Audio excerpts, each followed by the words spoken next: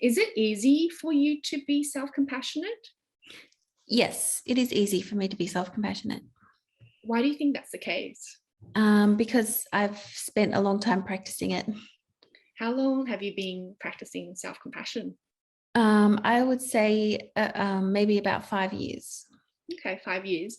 Do you remember what prompted you to start this practice? I can't remember the details, but I know that I've always been constantly searching for different ways to improve my life.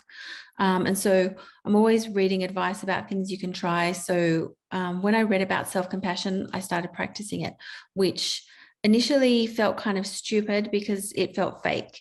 But I just kept trying it anyway. And then gradually it just started to become automatic. And now it's not really something I have to think about.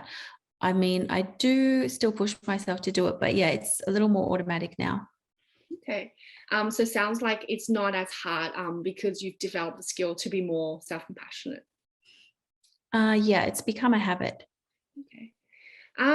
You've mentioned that you have been practicing self-compassion for 5 years. What are some of these practices?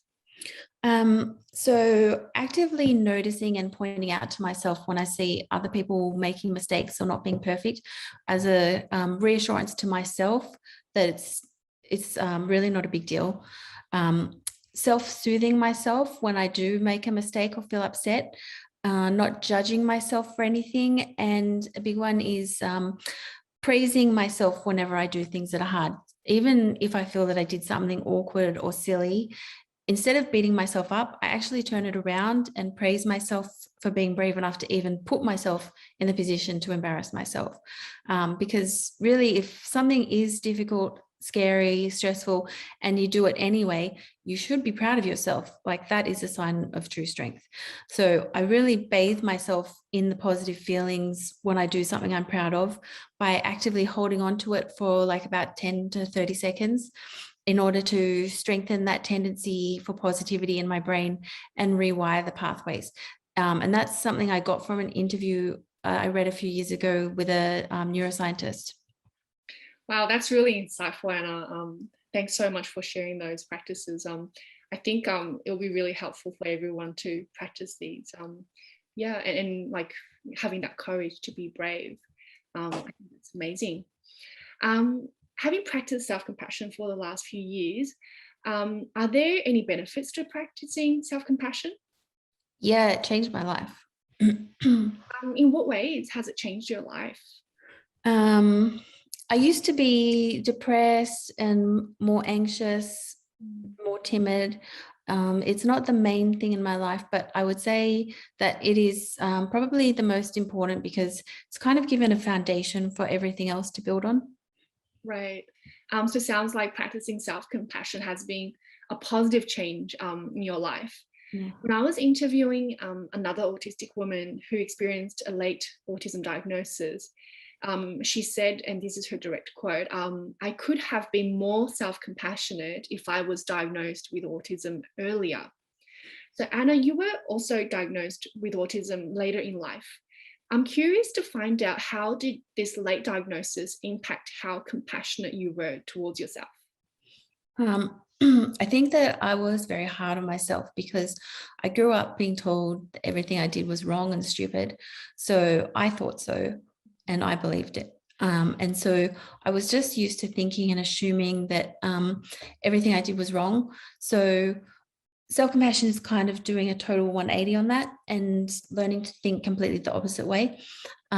It's improved my sleep, everything, like all the unhealthy stuff that you get taught as an autistic person and reversing it. Right. So it sounds like practicing self-compassion has improved your overall well-being. Do you think practicing self-compassion could benefit other autistic adults? Yeah. Because there's a lot of trauma and internalized ableism in the autistic community. So people get very reactive to each other because of that trauma.